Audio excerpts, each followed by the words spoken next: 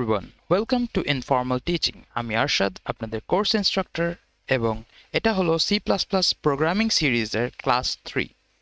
So last ক্লাসে আপনারা দেখেছেন যে কিভাবে একটা সেন্টেন্স আমরা প্রিন্ট করতে পারি। আজকে আমরা শিখব স্কেপ সিকোয়েন্স। তো স্কেপ সিকোয়েন্স জিনিসটা কি? স্কেপ সিকোয়েন্স হচ্ছে এমন কিছু স্পেশাল ক্যারেক্টার্স যেটা আমরা যখন কিছু স্ট্রিং আউটপুট দিতে চাই সেটাকে ম্যানিপুলেট করতে পারে। তো অ্যাকচুয়ালি ভারী ভারী ওয়ার্ডগুলো শুনে ভয় পাওয়ার কিছু নাই। তো আমরা দেখি অ্যাকচুয়ালি স্কেপ সিকোয়েন্স জিনিসটা কি। এগুলো হচ্ছে স্কেপ সিকোয়েন্স। তো যখনই আমরা কিছু ইনভার্টেড কমার ভিতর লিখি, আমরা যদি স্কেপ সিকোয়েন্সগুলো ইউজ করি আমরা কিছু কিছু কাজ করতে পারি।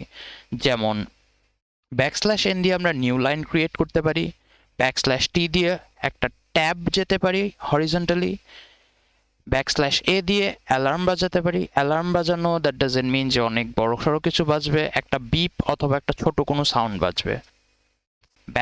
\b দিয়ে আমরা একটা স্টেপ পিছনে যেতে পারি। \r দিয়ে আমরা ওই স্টেটমেন্টটার স্টার্টিংয়ে চলে যেতে পারি।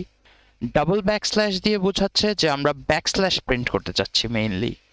আর সিঙ্গেল কোট বোঝায় যে আমরা একটা সিঙ্গেল কোটেশন প্রিন্ট করতে চাচ্ছি, এবং ডাবল কোটেশনস বোঝায় যে আমরা কোনো ডাবল কোট প্রিন্ট করতে চাচ্ছি।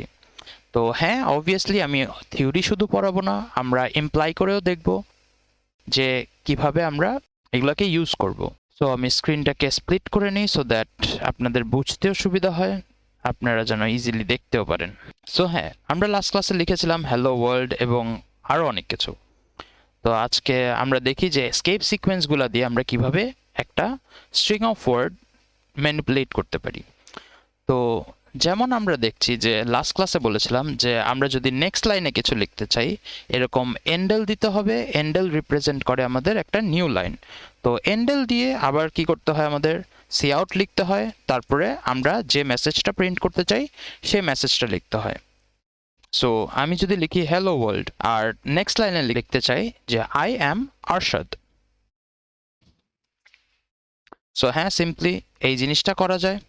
এই জিনিসটা করাতে কোনো ভুল নেই। তো হ্যাঁ, এই যে আমরা প্রিন্ট দিলাম, প্রিন্ট দিলে অবভিয়াসলি দুই লাইনে দেখাচ্ছে, কিন্তু আমরা এই যে 2 লাইনে লেখাটা জিনিসটা খুবই প্যারাময় হয়ে যায়। তো আমরা প্যারাময় জীবনটাকে একটু ইজি করার চেষ্টা করি। সো আমরা যদি এখানে এন্ডেল না দিই, এন্ডেল না দিয়েও আমরা নেক্সট লাইনে যেতে পারবো। নেক্সট লাইনে যাওয়ার সিম্পল নিয়ম হচ্ছে আমরা ব্যাকস্ল্যাশ দিয়ে n দিব। \n দেওয়া মানেই হলো আমাদের নেক্সট লাইনে চলে যাওয়া। তো আমরা এখান থেকে লেখা শুরু করতে পারি, যেমন আই অ্যাম আরশাদ লিখে ইনভার্টেড কমা ক্লোজ এবং সেমিকলন দিয়ে যদি আমরা রান দেই তাহলে দেখেন যে ওই যে আমরা এন্ডেল দিয়ে যে কাজটা করতেছিলাম সেই কাজটা আমাদের সিম্পলি \n দিয়েই হয়ে যাচ্ছে। তো \n দিলে আমাদের রিপ্রেজেন্ট করতেছে যে আমরা একটা নিউ লাইনে যাচ্ছি। তো হ্যাঁ, আমরা এখান থেকে স্কেপ সিকোয়েন্স বাকিগুলোও দেখা শুরু করি এক্সাম্পলস। যেমন আমি চাচ্ছি যে নেক্সট লাইনে যাওয়ার পর কিছু স্পেস পরে আই এম আরশাদটা আসুক। আমরা চাইলে এভাবে স্পেস দিয়ে দিয়ে দিয়ে তারপরে রান করতে পারি।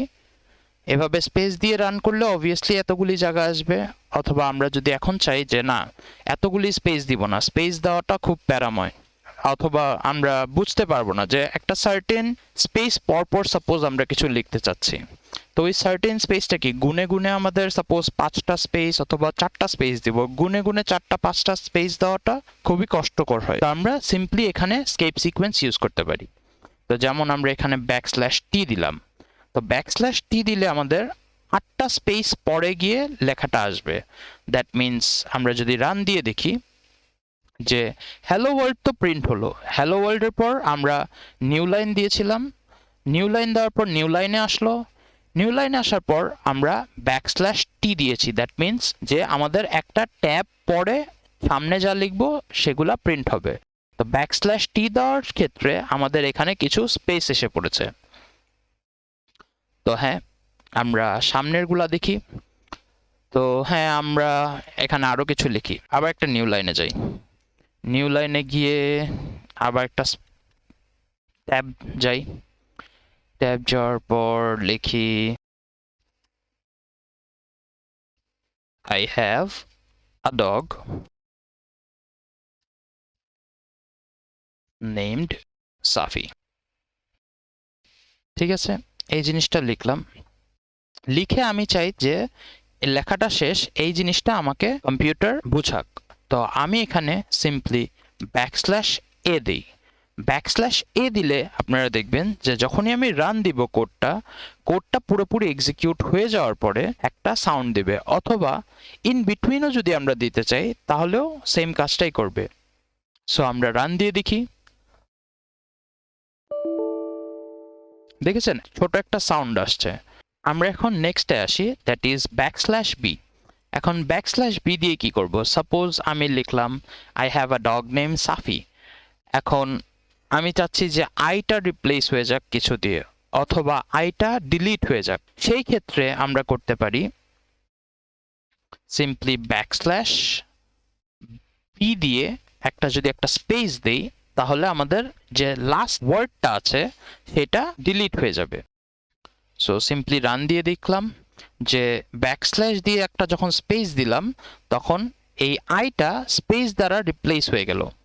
এখন হ্যাঁ, অবভিয়াসলি শুধু স্পেস না, চাইলে আমরা লাস্ট যে ওয়ার্ডটা আছে সেই ওয়ার্ডটা ইজিলি চেঞ্জ করতে পারি। সাপোজ সাফির জায়গায় আমি লিখতে চাই SAFI এর জায়গায় আমরা SAFA লিখতে চাই।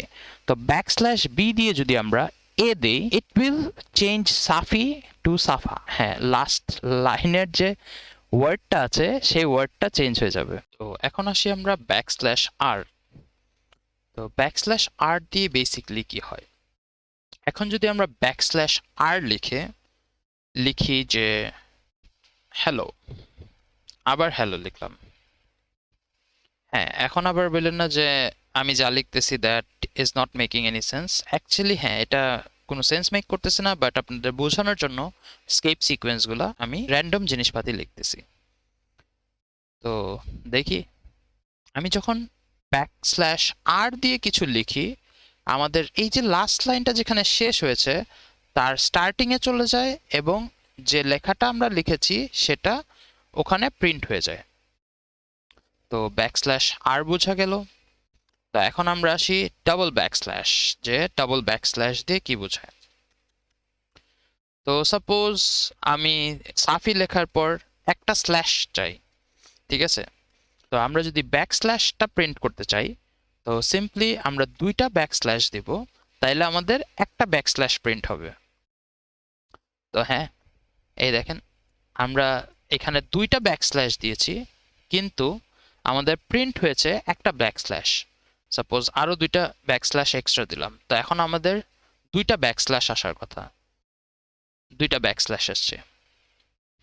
তো এখন আমরা চাই যে সাফি ওয়ার্ডটা কোটেশনসের ভিতর লিখবো, সিঙ্গেল কোটেশনের ভিতর।